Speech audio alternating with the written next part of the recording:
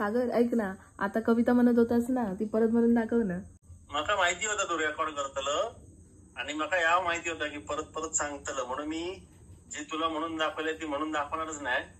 ती दुसरी कामा इकडे तू लिहिलीस काय?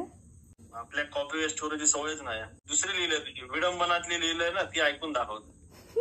टाकून काय मारतीत मला. आता मी ते स्टेटस टाकवतो नसतेस घरी तू जेव्हा, त्याच्यावरच लिहिलेलं, पण मी स्टेटसला टाकू नाही, लोक गाडी घालतात. नसतेस घरी तू जेव्हा जीव सुटका सुटका होतो, जगण्याला मिळते बळ अन श्वास मोकळा होतो. नसतेस घरी तू जेव्हा येतात कामे अंगाशी, कंटाळून जाती मागे.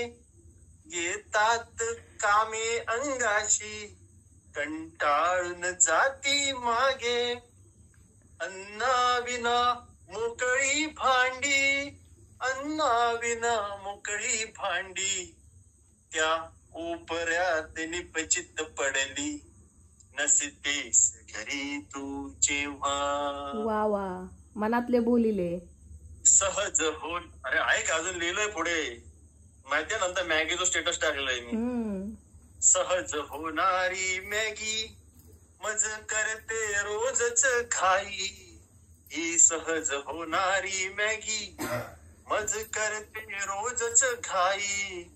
वॉशिंग मशीनचा जीव उदास, त्या मशिनीचा जीव उदास.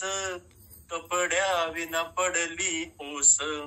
नसतेस घरी तू जेव्हा. आणि शेवटचं कडवं काहीतरी म्हण. वा वा इर्षाद बोललंय. वा वा वा इर्षाद इर्षाद.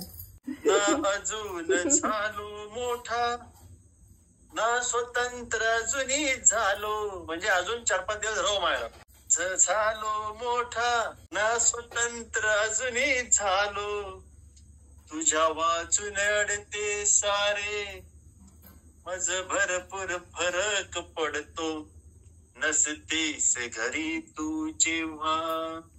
अजून 2-4 कडवी लिहिणार असतं, पण तेवढं वेळ नाही. जेवण माकाच करू, जो भांडी माकाच घासूची, कपडे माकाच धुवची असं. आता कळली ना बायकोची किंमत?